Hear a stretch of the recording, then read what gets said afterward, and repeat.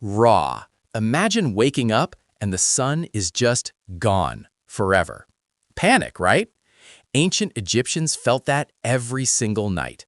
Ra wasn't just a god, he was the entire universe's operating system, the creator, the big boss. He was the scorching midday sun, the life giver, the force that made the Nile flood and the crops grow. Without Ra, there was nothing. Literally. Every morning, Ra was reborn as the sun, sailing across the sky in his solar bark.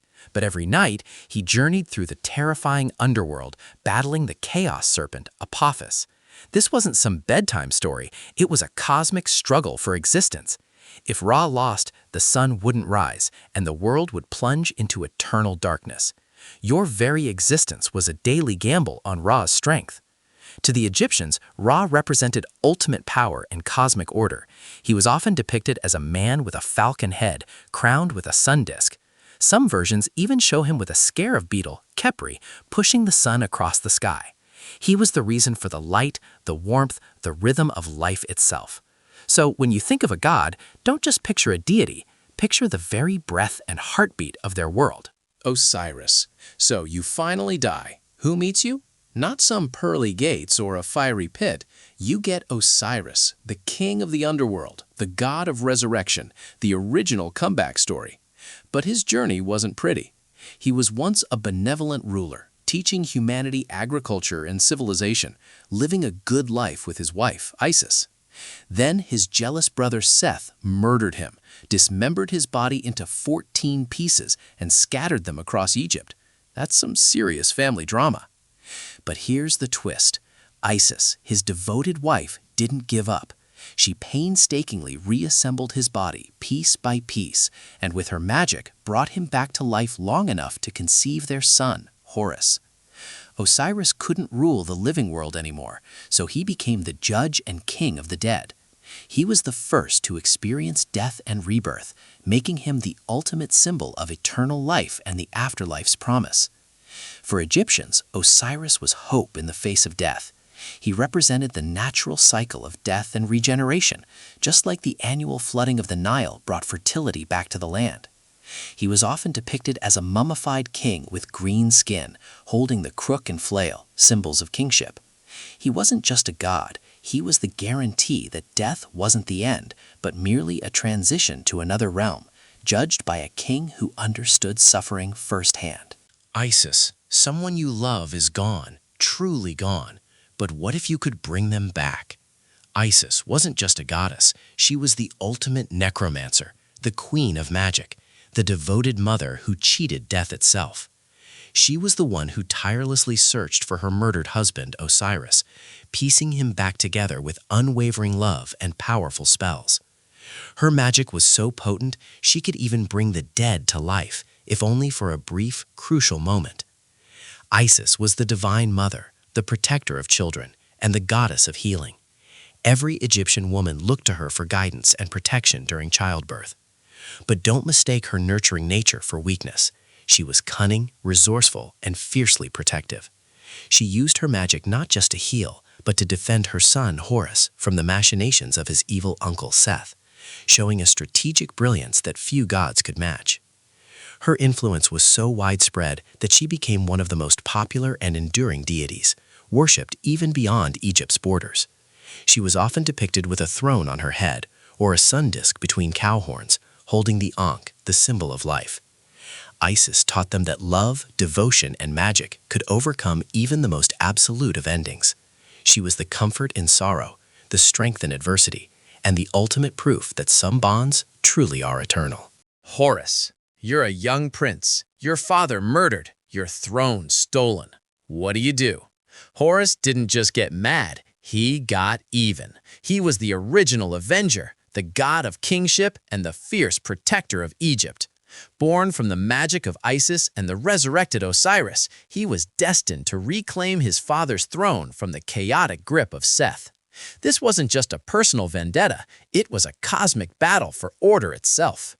His iconic falcon head symbolized his swiftness and his role as the sky god, his eyes often representing the sun and the moon.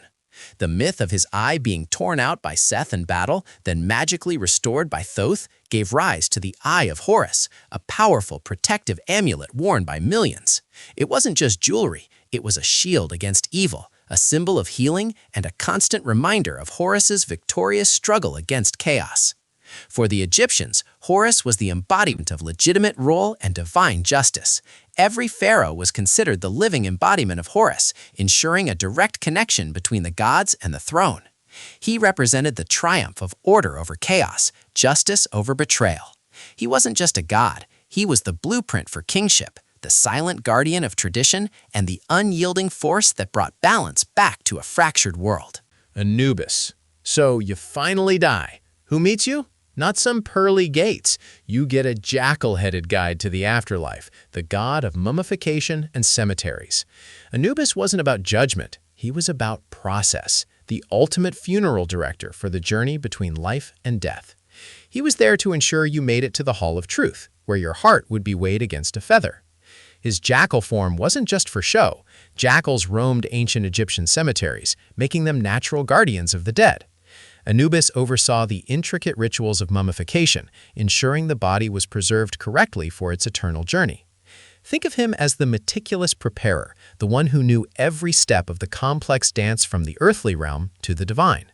For the Egyptians, Anubis was a comforting presence. He wasn't a terrifying demon, but a compassionate guide.